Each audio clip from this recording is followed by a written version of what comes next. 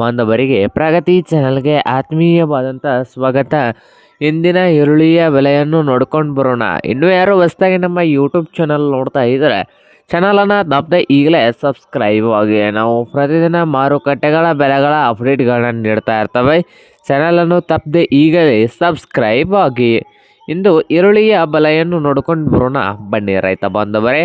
ಇಂದು ಈರುಳ್ಳಿಯ ಬೆಲೆ ನೋಡೋದಾದರೆ ಮೊದಲನೇದಾಗಿ ವಿಜಯಪುರದಲ್ಲಿ 1 ಕ್ವಿಂಟಲ್ ಈರುಳ್ಳಿ ರೇಟ್ ನೋಡೋದಾದರೆ ಕಡಿಮೆ ಬೆಲೆ ಬಂದು 1 ಕ್ವಿಂಟಲ್ಗೆ 1400 ರೂಪಾಯಿದಿಂದ 2300 ರೂಪಾಯಿ, 1400ದಿಂದ 2300 ರೂಪಾಯಿವರೆಗೆ ವಿಜಯಪುರದಲ್ಲಿ 1 ಕ್ವಿಂಟಲ್ ಈರುಳ್ಳಿಯ ಬೆಲೆಯನ್ನು ಹೊಂದಿದೆ.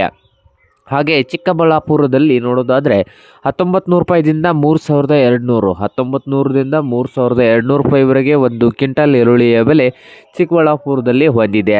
ಹಾಗೆ ನೋಡೋದಾದರೆ ಬಾದಾಮಿಯಲ್ಲಿ 1 ಕ್ವಿಂಟಲ್ ಈರುಳ್ಳಿಯ ಬೆಲೆ 1500ದಿಂದ 3000, 1500ದಿಂದ 3000 ರೂಪಾಯಿವರೆಗೆ ಬಾದಾಮಿಯಲ್ಲಿ 1 ಕ್ವಿಂಟಲ್ ಈರುಳ್ಳಿಯ ಬೆಲೆಯನ್ನು ಹೊಂದಿದ್ದು. ಹಾಗೆ ಬಾಗಲಕೋಟೆಯಲ್ಲಿ ನೋಡೋದಾದರೆ 1500ದಿಂದ 2500, 1500ದಿಂದ 2500 ಬಾಗಲಕೋಟೆಯಲ್ಲಿ 1 ಕ್ವಿಂಟಲ್ ಈರುಳ್ಳಿಯ ಬೆಲೆಯನ್ನು ಹೊಂದಿದೆ.